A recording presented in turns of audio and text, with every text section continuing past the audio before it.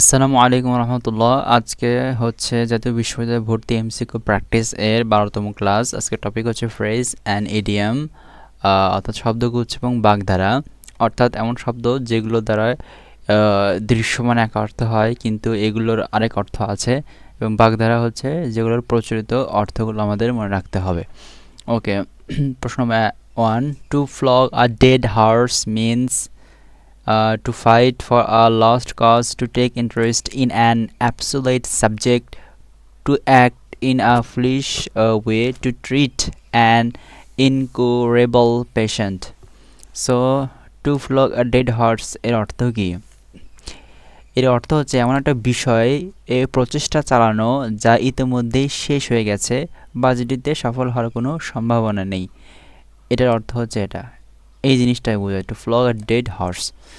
আর এটার সমার্থক বাগধারা হচ্ছে মরা ঘোড়াকে চাবুক মারা, to flog a dead horse, মরা ঘোড়াকে চাবুক মারা।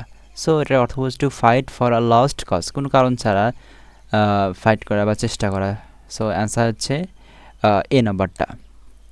ওকে, to to look into something means to look up, to look after, to look back, to investigate. To look into something এর অর্থ হচ্ছে কোনো কিছু তদন্ত করা বা অনুসন্ধান করা। সো এর অ্যান্সার হচ্ছে টু ইনভেস্টিগেট, তদন্ত করা বা খোঁজা, সন্ধান করা। টু লুক ইনটু এটার অর্থ to investigate. Okay, the meaning of in a nutshell, in a nutshell is briefly, widely, completely, largely. So answer হচ্ছে ব্রিফলি। ইন আ নাটশেল অর্থ হচ্ছে খুব সংক্ষেপে, অল্প কথায় কিছু বর্ণনা করা, আর ব্রিফলি এর অর্থ হচ্ছে কোনো কিছু খুব সংক্ষেপে বর্ণনা করা। সো ইন আ নাটশেলের অর্থ হচ্ছে খুব সংক্ষেপে বর্ণনা করা।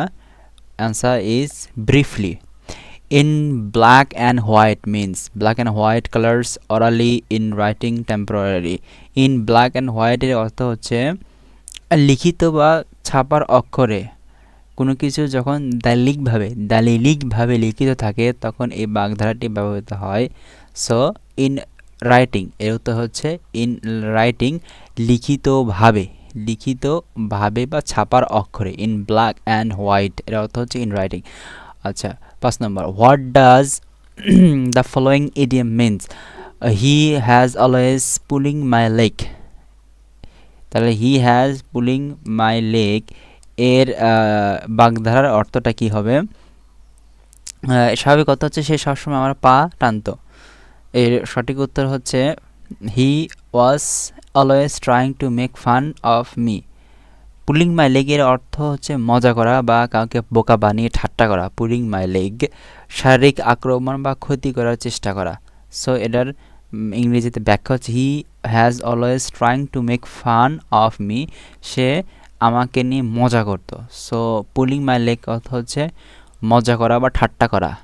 So answer is C, he was always trying to make fun of me. So pulling my leg হচ্ছে টু মেক ফান, কাউকে ঠাট্টা করা। ওকে, 6, at the 11th hour means at the last time, at the last time, at the first time, at no time. At the 11th hour mean 11th hour অর্থ হচ্ছে শেষ মুহূর্তে। at the 11th hour এর অর্থ হচ্ছে একদম শেষ মুহূর্তে। সো অর্থ হচ্ছে at the last time. So answer is B. at the 11th hour অর্থ হচ্ছে শেষ মুহূর্তে।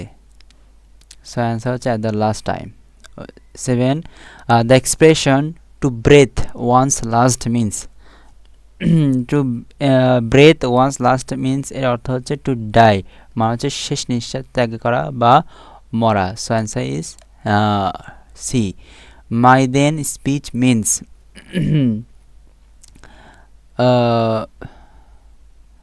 my then speech এর অর্থ হচ্ছে প্রথম বক্তৃতা। এর বাংলা অর্থ হচ্ছে প্রথম বক্তৃতা।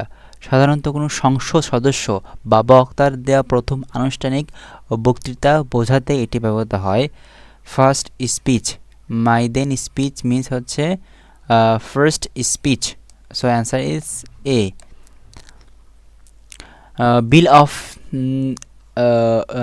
কী গেল, the expression look down on, the look down on, look down on এর অর্থ হচ্ছে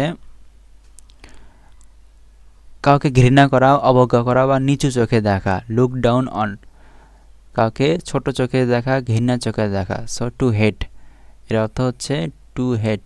answer B.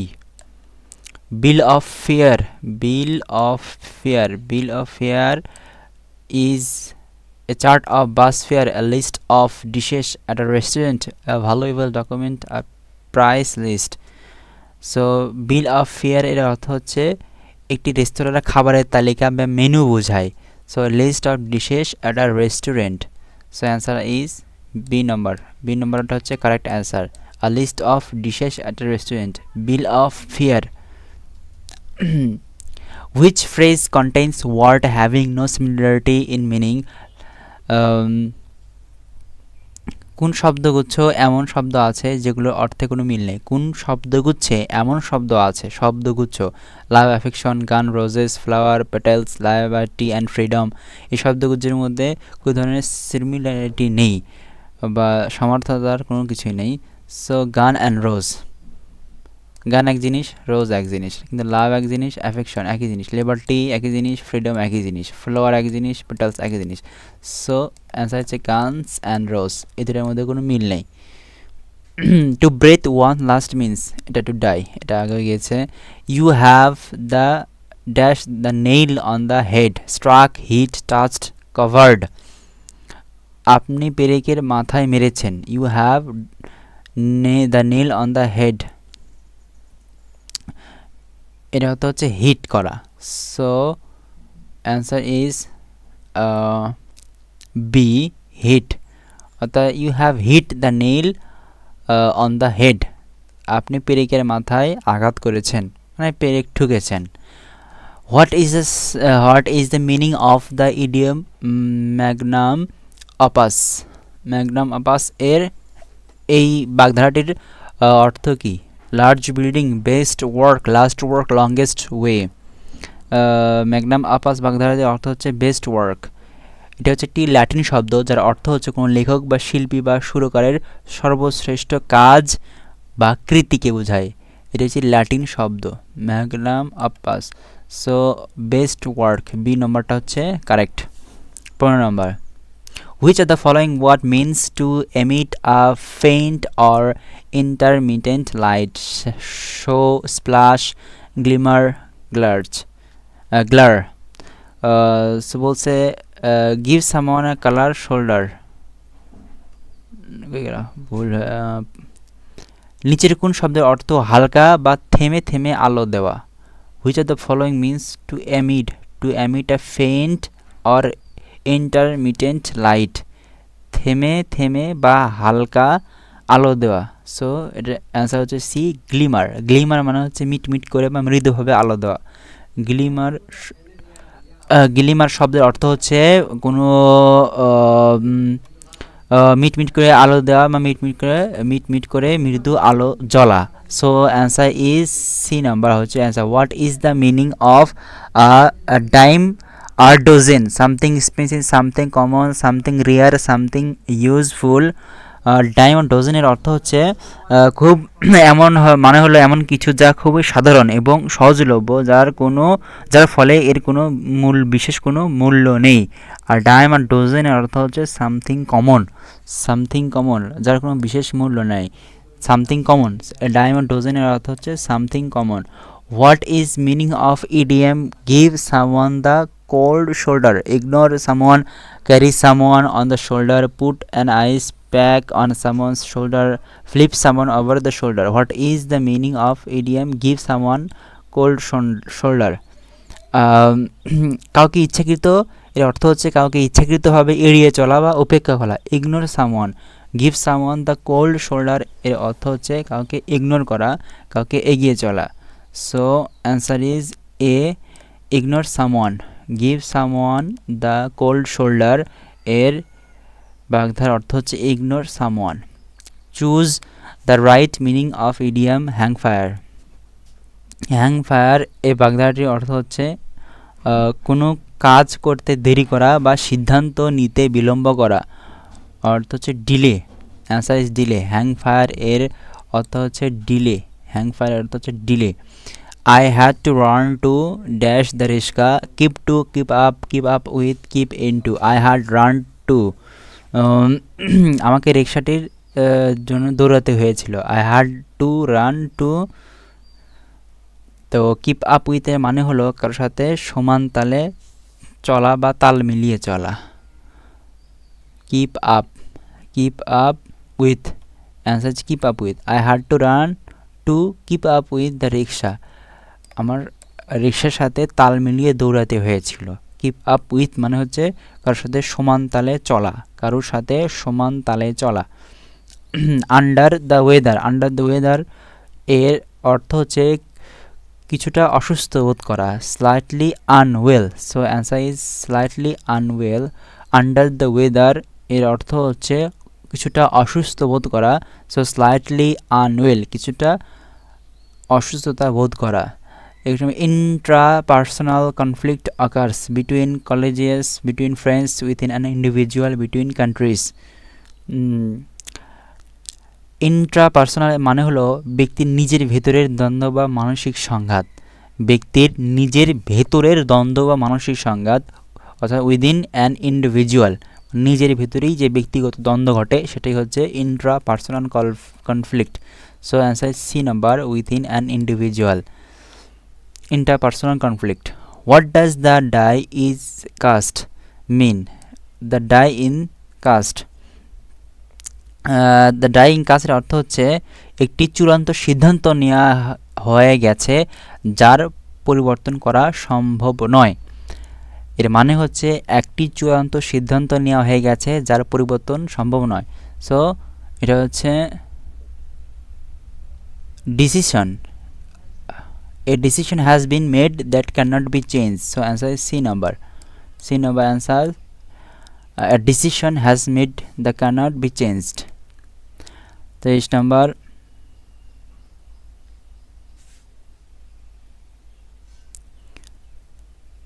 The phrase by the way is generally used to by the way শব্দগুচ্ছটি সাধারণত ব্যবহৃত হয় মূল প্রসঙ্গ থেকে সরে গিয়ে নতুন কোনো বিষয় বা প্রসঙ্গ উত্থাপন করার জন্য ব্যবহৃত হয়। সো এর অ্যান্সার হবে ডাইগ্রেস অর্থ হচ্ছে মূল প্রসঙ্গ থেকে সরে গিয়ে অন্য প্রসঙ্গ উত্থাপন করার জন্য। So answer is C number, by the way ব্যবহার হয় ডাইগ্রেসের জন্য। আচ্ছা, what does the phrase at large এর মিনটা কি? Dependent, something big, gigantic, in general. At large এর অর্থ হচ্ছে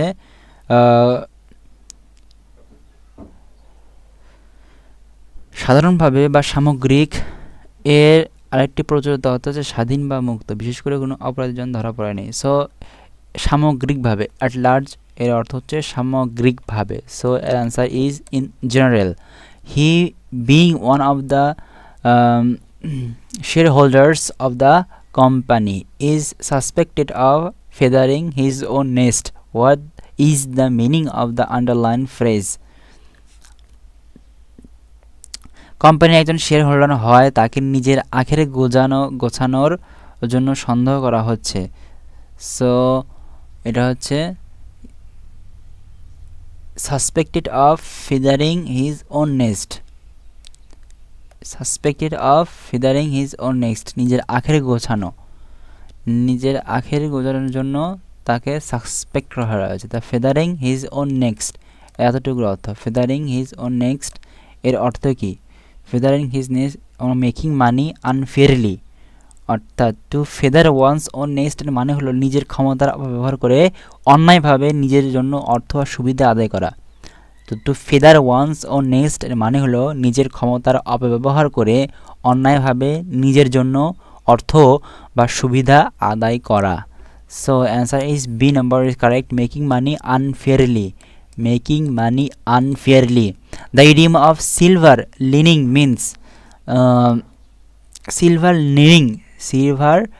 লিনিং বাগদাটির অর্থ হচ্ছে hope. Every cloud has a silver lining, এই প্রবাদ থেকে আসা সিলভার লিনিং এর অর্থ হচ্ছে খারাপ পরিস্থিতির মধ্যেও আশার আলো বা ইতিবাচক দিক থাকা। সো সিলভার লিনিং এর অর্থ হচ্ছে হোপ। সিলভার লিনিং এর অর্থ হচ্ছে hope, hope. The meaning of a greenhorn, greenhorn, greenhorn, greenhorn এর অর্থ হচ্ছে অনভিজ্ঞ বা অনাড়ি ব্যক্তি। So inexperienced person, answer is C, inexperienced person. A greenhorn, অনভিজ্ঞ ব্যক্তি। Inexperienced person. Life is a dash bird, broken winged, broken hearted, lagged behind flying. Life is a bird, broken winged হবে। জীবন একটি পাখি, broken. Life is a broken wing bird একটি বিখ্যাত কবিতার line, যা বোঝায় যে স্বপ্ন ছাড়া জীবন একটি ডানা ভাঙা পাখির মতো যা উঠতে পারে না। So life is a broken winged bird হচ্ছে জীবন একটি ডানা ভাঙা পাখির মতো। So Achilles heel main important issue, turning point, weak point, main point. এর অর্থ হচ্ছে, এর গ্রিক পুরাণ অনুযায়ী অ্যাকিলিসের গোড়ালি ছাড়া সারা শরীর অবিদ্ধ ছিল, তাই অ্যাকিলিস হিল বলতে বোঝানো হয়েছে কারো সবচেয়ে দুর্বল স্থান বা দুর্বলতা। So answer is weak point, Achilles heel. Achilles heel অর্থ হচ্ছে weak point, weak point. A clock and bull story means an interesting story, a false story, a motivational story, a real story. A clock and bull story, a cock and bull story অর্থ হচ্ছে একটি অবিশ্বাস্য বা বানানো বা আজগুবি গল্প, বা false story, a false story. So এটার অর্থ হচ্ছে আ ফলস স্টোরি, বি নম্বর।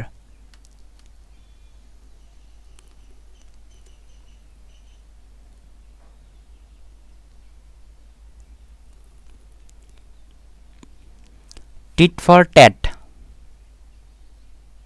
টিট ফর ট্যাট এর অর্থ হচ্ছে game involving quick exchanges of card to make a loud noise in a competition, a system of bargaining to get back at an opponent by using his her own tactics. So 31 নম্বর answer, tit for tat মানে হচ্ছে যেমন কর্ম তেমন ফল, বা প্রতিপক্ষের আচরণের জবাবে একরকম আচরণ করা। বাংলায় সমার্থক প্রবাদ হলো ইটটি মারলে পাটকেলটি খেতে হয়।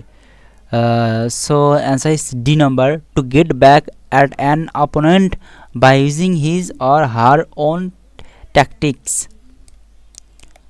অর্থাৎ ইটটি খেলে পাটকেল খেতে হয়। Tit for tat. To eat humble pie, to eat humble pie এর ব্যাখ্যা হচ্ছে অপমান হজম করে বিনয়ের সাথে ক্ষমা চাওয়া বা নিজের ভুল স্বীকার করা।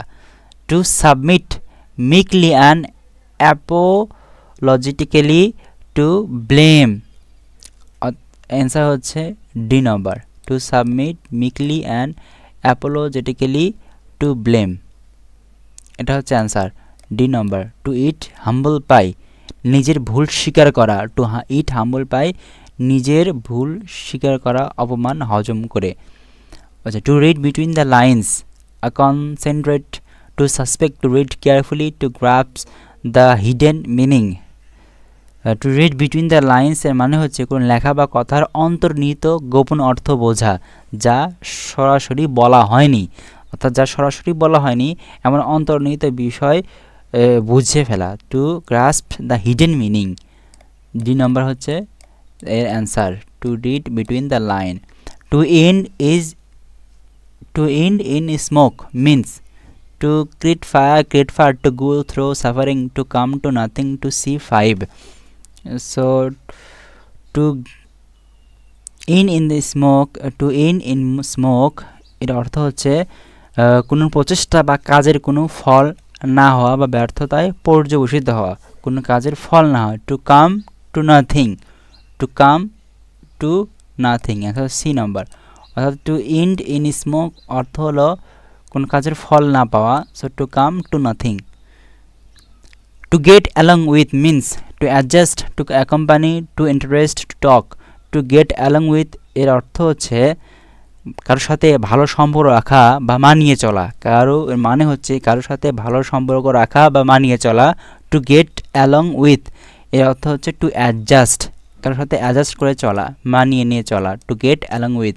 Throw thick and thin means through thick and thin এর অর্থ হচ্ছে সব পরিস্থিতিতে ভালো এবং খারাপ উভয় সময়ে পাশে থাকা।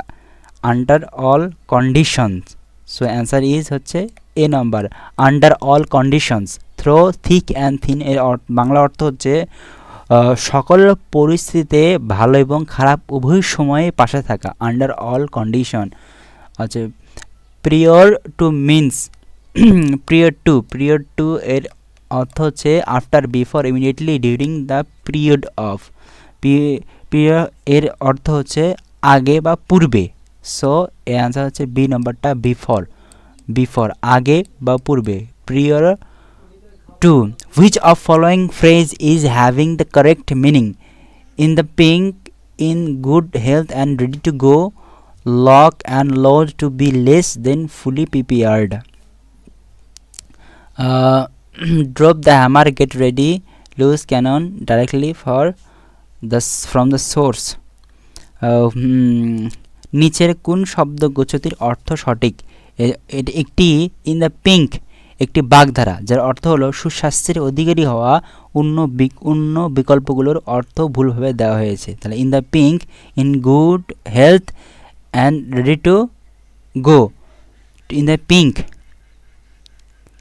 Pink, A number, in the pink এর অর্থ হচ্ছে in good health and ready to গো, অর্থাৎ সুস্বাস্থ্যের অধিকারী হওয়া, ইন দ্য পিঙ্ক।